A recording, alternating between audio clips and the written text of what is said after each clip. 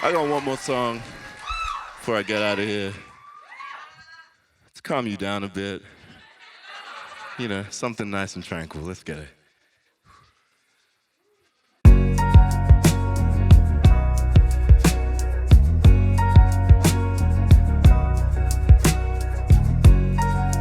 This is a song about fishing.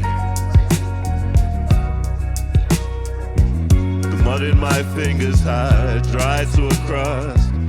Sleep in my eyes, I pick my rust. My boots have been ravaged in browns and grays. I see no scale and I see no pay, but still I trudge to a spotless stream. Not a bird in the sky or a fish in the sea.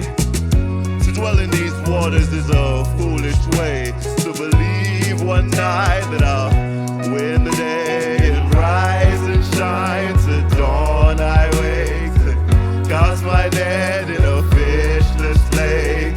Rise and shine to dawn. I wake, casting my net in a fishless lake.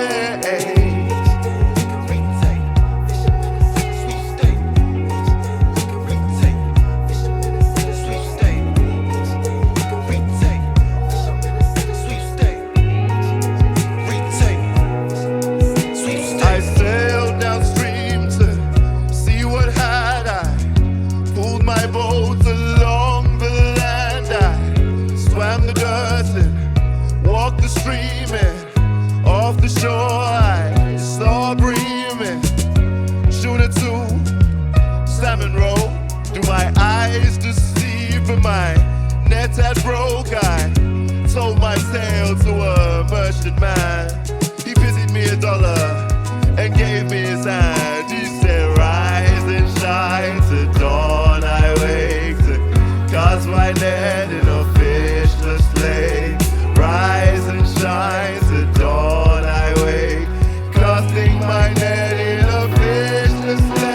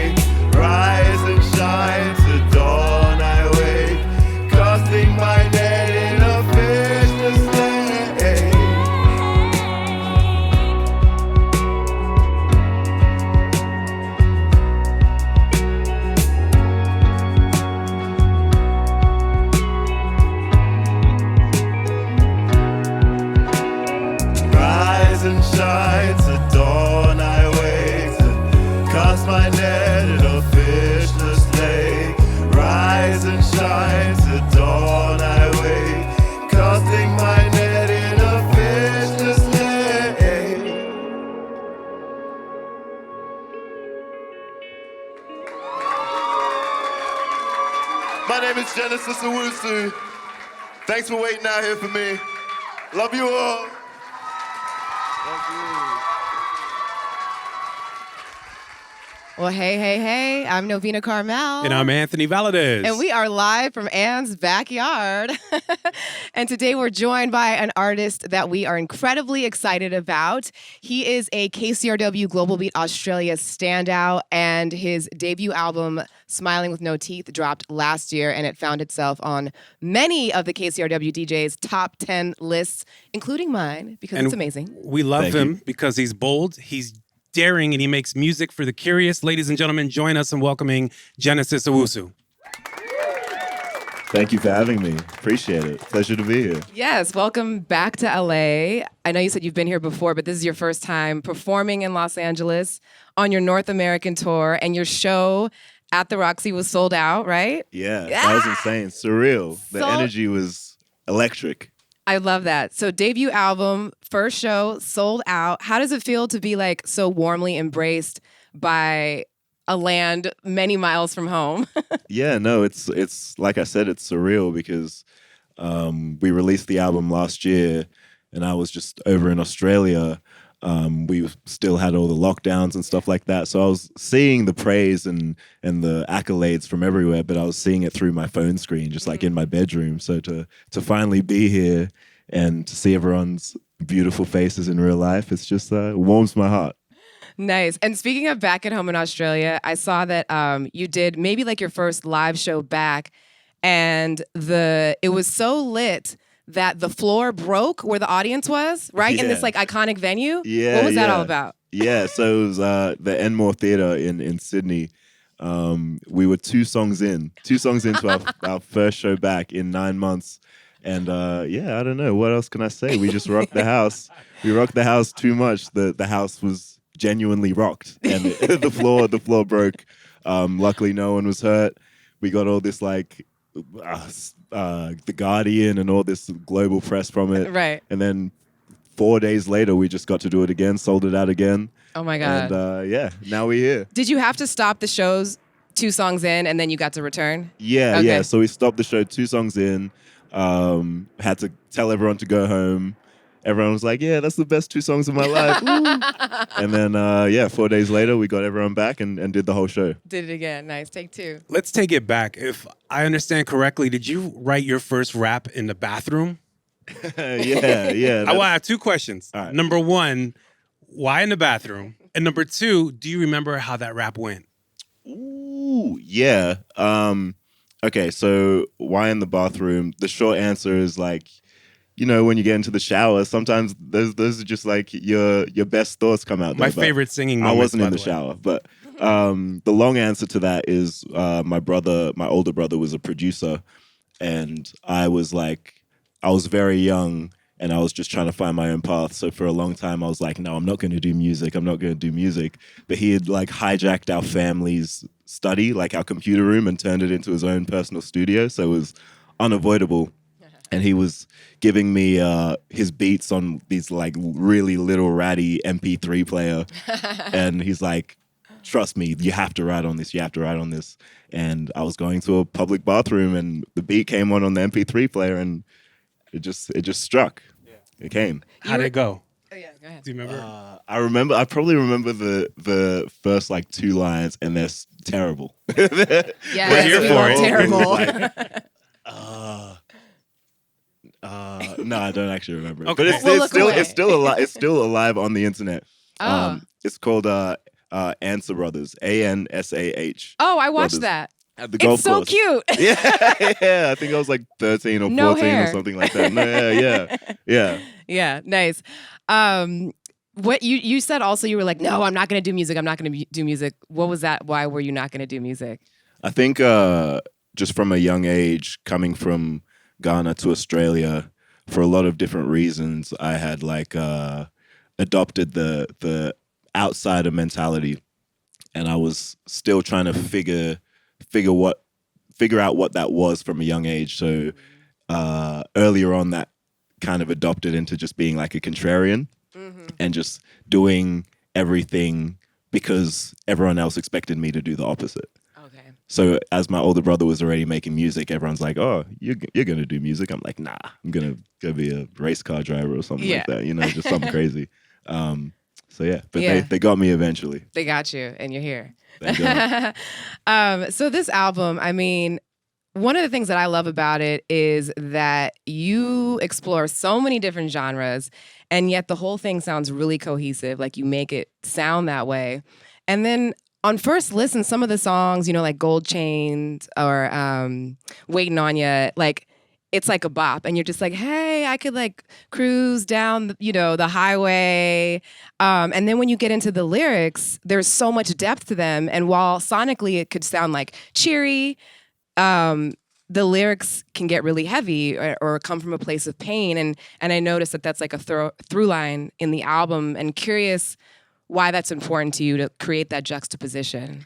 There are a few reasons for that. The main reason was it was intentional conceptually. So throughout the album, the main 2 themes are depression and racism.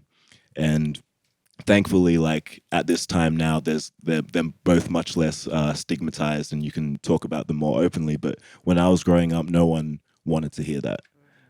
So to make people hear it, you'd have to sugarcoat it and, you know, make it more palatable. So conceptually, the album is called Smiling with No Teeth, which is basically meaning like a fake smile, pretending things are okay when they're not. So conceptually, the songs sound sexy, they sound funky, they sound groovy, but then you dig down and lyrically, there's something a bit weightier going on underneath the surface. It's also visually too. I feel like there's a juxtaposition. The album cover alone, the gold represents one thing. There you go. There it is. But the bandages represent another, pain. Yeah. And I understand you serve as your own artistic director for that. Yeah. And this is all intentional, sonically and visually. Definitely. Yeah.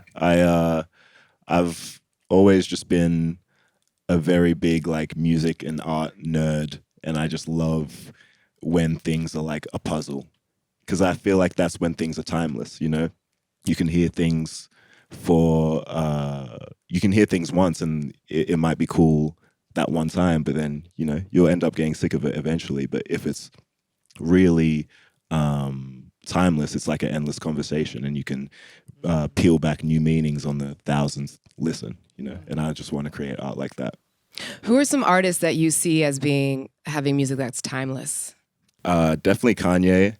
In regards to like that kind of puzzle work lyricism, Lupe Fiasco was one of my first favorite artists. MF Doom, Kendrick Lamar. I could go on forever, honestly. But yeah, they were all definitely up there for me. Solange, Miles Davis, Jimi Hendrix. Yeah. Yeah. Where does Prince fit into the equation of the album? Prince, I actually delved into tragically late into my life. So Prince came into my life shortly before we started creating the album.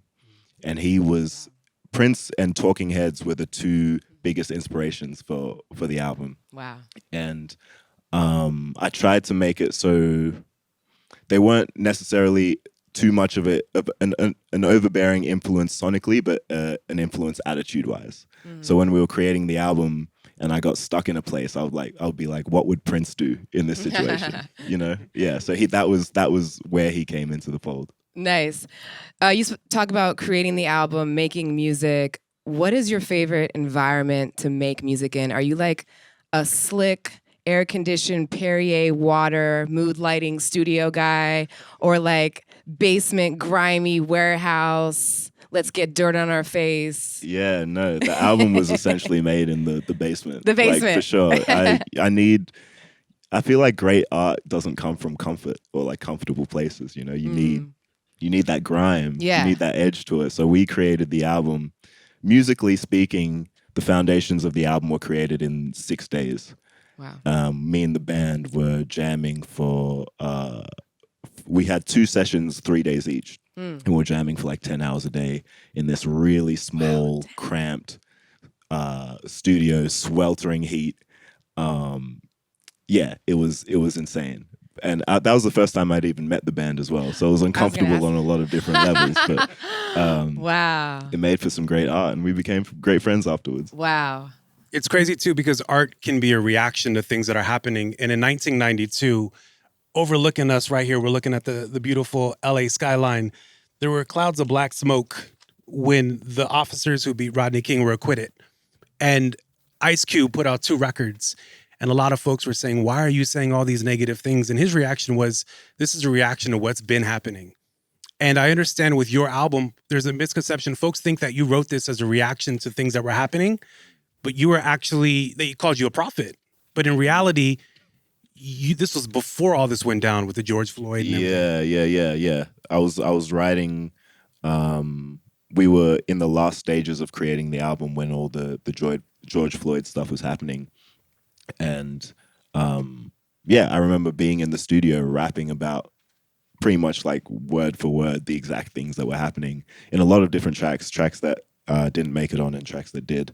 And yeah, a lot of people around me were like, "What? Like, how did you know these things were going to happen?" I'm like, "These things have been happening. Like, this isn't anything new. This has been stuff that if I haven't personally experienced it, family members have personally experienced it. People who I've never met that just look like me have personally experienced it. And this has just been my life up until this point. And that's all the music is. It's just an expression of my life up until this point. So it's nothing new. Mm-hmm. Yeah. And for this album, you've won a number of awards. Congratulations. Thank you. Yes. Including, clap it up. Including multiple ARIA awards, including Best Album, right? For Smiling with No Teeth. And from what I understand, you were the first Black artist ever to win that category? Yeah, I think so. I believe so, yeah. That's kind of crazy. Pretty crazy, yeah. pretty insane. How do you feel about that? I feel like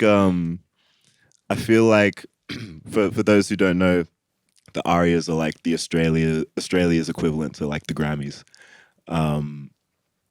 And I feel like that win hits me much more on a cultural level than it does on a personal level. Because when I was a kid, I wasn't watching the ARIAs because they weren't putting the stuff that I liked on the pedestal, or they weren't validating art that came from where I came from, and they weren't putting it on that pedestal. So for me to win all those ARIAs, I felt like rather than it being like this bucket list thing for me, it really signified like a changing of the guard in Australia and a changing of the culture, and signified the fact that people were much more willing to learn and listen to new stories and new perspectives. Nice. You once said that you had to learn to be Black without Black role models to guide you through Australia. And now that you're a role model, how does that feel? Yeah, that's a big question. I mean, I'm just doing me, and that's all I can do. And I feel like that's the greatest example you can set for little Black kids around Australia. Like when I was growing up in Australia, like I was talking about before, there was that real outsider mentality. I had never experienced being in such like a white place, and the people that were already there hadn't experienced Black people before. So we were both learning to understand and communicate with each other. But their perceptions of Black people were like, at the time, it was either like 50 Cent or like Eddie Murphy. And you were either fitting into one of those two boxes. So I feel like for me to just be able to just be who I am, boundaryless, that's like the greatest. That's what I would have wanted to see when I was a Black kid, like a little Black child. So that's all I'm trying to do for the future. Boom. There I think it that's is. why we love you so much. Appreciate that. Yeah. Genesis Owusu, thank you so much for joining us here live from Anne's backyard. Thanks for having me.